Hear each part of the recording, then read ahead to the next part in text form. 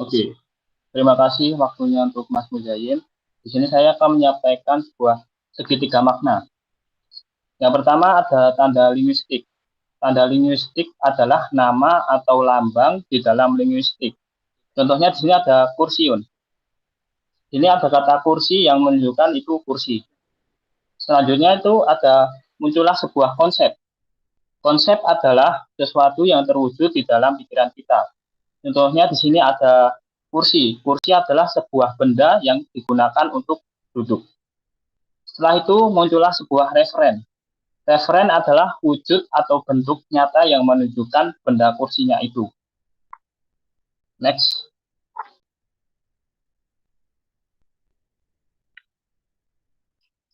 Oke. Di sini ada pengertian semantik secara etimologi dan terminologi. Pengertian semantik menurut etimologi adalah diambil dari bahasa Yunani, yaitu sema, yang berarti tanda atau lambang. Menurut terminologi, artinya cabang sistematik bahasa yang menyelidiki makna atau arti. Kemudian, semantik jenisnya terbagi menjadi 3, yaitu ada leksikal, gramatikal, dan kontekstual. Pertama, makna leksikal menurut Abdul Khair adalah makna dari suatu leksem tertentu yang tidak dikaitkan dengan konteks atau sederhananya, makna yang sesuai dengan hasil observasi indera kita. Makna leksikal dibagi menjadi 2, yaitu ada makna dasar dan relasional. Makna dasar adalah makna suatu leksem yang dianggap sebagai makna pertama. Misalnya saya mengambil contoh tangan. Tangan merupakan salah satu anggota tubuh dan merupakan kata benda. Yang kedua ada relasional. Relasional adalah makna dari suatu leksikal yang melibatkan leksikal lain dalam hubungan tertentu. Makna relasional dibagi menjadi 5, yaitu yang pertama ada sinonim. Sinonim itu persamaan kata atau makna yang sama. Contohnya ada betul sama dengan benar, uang sama dengan duit, kamu sama dengan Anda, matahari sama dengan surya. Yang kedua ada antonim. Antonim itu perlawanan makna. Contohnya saya mengambil dari bahasa Arab, sohih itu artinya benar, berantonim dengan khotok, yang artinya salah. Yang kedua ada yabki, yang artinya menangis, berantonim dengan yadhaki, yang artinya tertawa. Terus selanjutnya ada homonim. Homonim adalah ejaan dan lafalnya sama, tapi memiliki makna-makna yang berbeda. Selanjutnya ada hiponim. Hiponim adalah makna yang tercangkup dalam kata yang lebih umum. Contohnya di sini ada asyadun, yang artinya singa, kilun, pilun artinya gajah, namlun artinya semut, jamalun artinya unta, hayawanun artinya hewan. Itu menunjukkan makna hewan. Sedangkan aswadun itu artinya hitam, ahmarun artinya merah, asfarun artinya kuning, al-launun itu artinya warna. Itu menunjukkan warna. Selanjutnya ada polisemi. Polisemi adalah suatu kata yang memiliki makna turunan. Selanjutnya akan dijelaskan oleh Mas Wahyu. Ya, saya di sini akan menjelaskan gramatikal. Menurut Abdul Khair, makna gramatikal adalah makna yang hadir sebagai akibat proses gramatikal seperti proses afiksasi, reduplikasi, dan komposisi. Makna gramatikal sendiri dibagi menjadi 2, yaitu morfologi. Contohnya, faroha menjadi farroha. Dan yang kedua, sintaksis. Contohnya ada dorob tul albab. Selanjutnya ada makna kontekstual. Menurut Abdul Khair, makna sebuah leksem atau kata yang berada di dalam suatu konteks atau situasi. Contohnya kata kepala. Dalam berbagai konteks, rambut di kepala kakek mulai memutih, yang itu diartikan kepala sebagai anggota badan. Dan yang kedua, alamat kantor ada di kepala surat itu. Itu alamat kantor ada di kepala surat, yang artinya ada di bagian atas surat. Dan yang ketiga, kepala sekolah sedang memimpin upacara. Kepala ini dimaksud adalah memimpin sebuah sekolah. Selanjutnya ada jenis makna. Jenis makna dibagi menjadi 4, referensial, denotatif dan konotatif, konseptual dan asosiatif, idiom dan peribahasa. Referensi adalah makna yang memiliki referen atau acuan, dan non-referensial adalah makna yang tidak memiliki acuan. Contoh referensial ada kitabun, maktabun, dan kursiun. Makna non-referensial adalah makna yang tidak memiliki acuannya, ada kata wa, au, dan sabab. Yang kedua, denotatif adalah makna asli atau asal. Contohnya ada rombongan. Rombongan biasanya memiliki konotasi positif. Terus ada konotatif. Konotatif adalah makna lain yang ditambahkan yang berhubungan dengan nilai dan rasa. Contohnya ada gerombolan. Gerombolan memiliki konotasi negatif. Dan yang ketiga ada konseptual dan asosiatif. Konseptual adalah makna yang terlepas dari konteks atau asosiasi. Contohnya ada baitun. Baitun memiliki arti bangunan tempat tinggal manusia. Terus ada asosiatif, makna yang berhubungan dengan sesuatu di luar bahasa. Contohnya ahmarun. Kata ahmarun berasosiasi dengan berani atau paham komunis. Terus ada idiom. Idiom adalah makna yang tidak dapat diramalkan dari makna unsur-unsurnya. Contohnya banting tulang. Peribahasa adalah makna yang masih dapat ditelusuri dari unsur-unsurnya. Contohnya tong kosong bunyi nyaringnya. Next.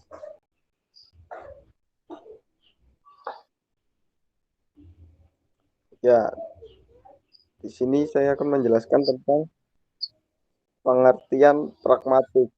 Menurut etimologi, pragmatik berasal dari bahasa Yunani, pragma, yang berarti tindakan.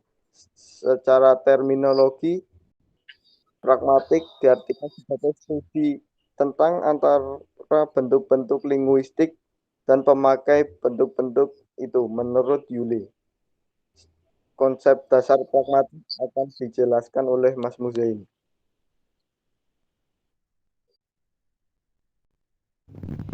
Di sini saya akan menjelaskan konsep dasar pragmatik, yaitu ada deixis, peranggapan atau presuposisi, tindak tutur, dan implikator. Deixis yaitu penunjukan melalui bahasa atau bentuk linguistik yang dipakai untuk menyelesaikan penunjukan.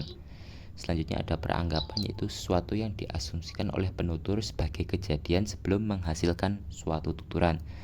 Ini ada tindak tutur, yaitu tindakan-tindakan yang ditampilkan lewat tuturan.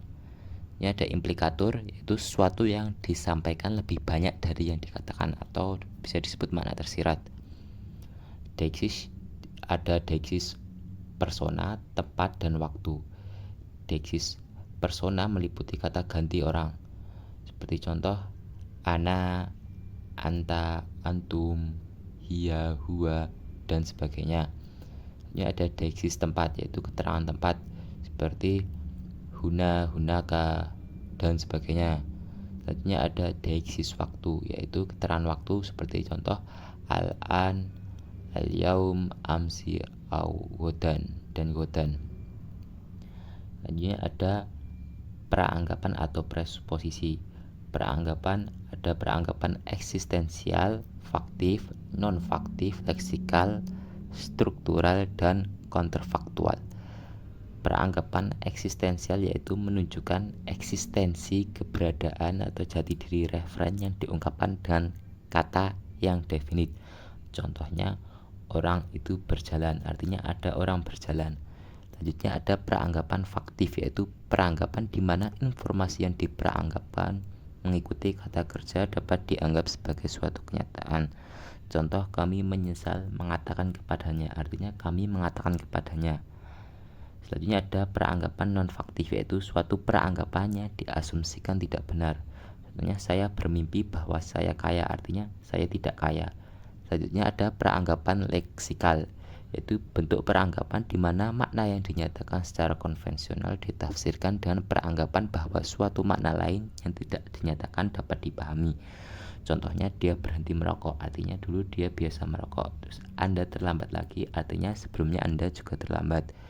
Selanjutnya ada peranggapan struktural, yaitu mengacu pada struktur kalimat-kalimat tertentu yang telah dianalisis sebagai peranggapan secara tetap dan konvensional, bahwa bagian struktur itu sudah diasumsikan kebenarannya. Contohnya, kapan dia kecelakaan, artinya dia kecelakaan. So, ada contoh di mana Anda membeli sepeda itu, artinya Anda membeli sepeda itu. Selanjutnya ada peranggapan counterfaktual, yaitu peranggapan yang tidak hanya tidak benar tetapi juga kebalikan atau bertolak belakang dari kenyataan. Contohnya, andai kata Anda temanku, Anda akan menolongku, artinya Anda bukan temanku. Selanjutnya ada tindak tutur atau speech act. Tindak tutur ada tindak tutur lokusi, ilokusi, dan perlokusi. Tindak tutur lokusi yaitu tindak dasar tuturan yang menghasilkan suatu ungkapan linguistik yang bermakna.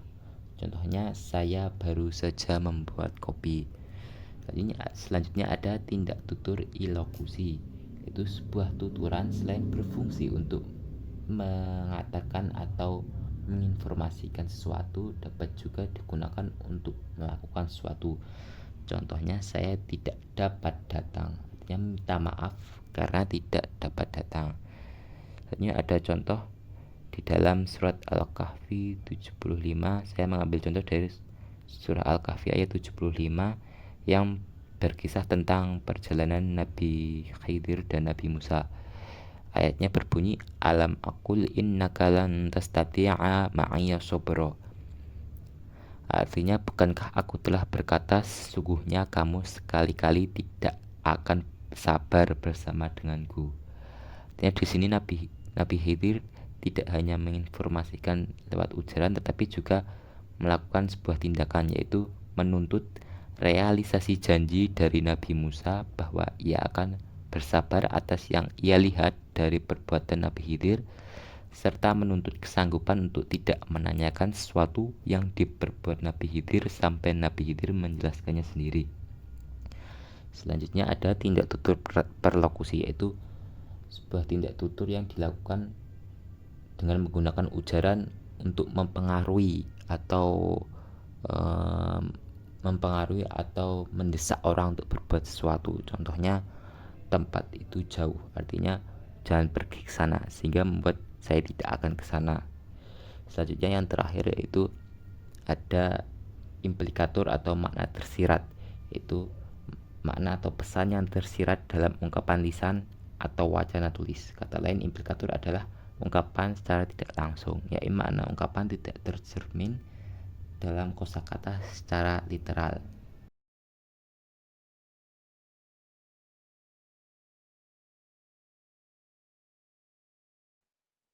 Sekian apa yang kita presentasikan. Kurang lebihnya mohon maaf.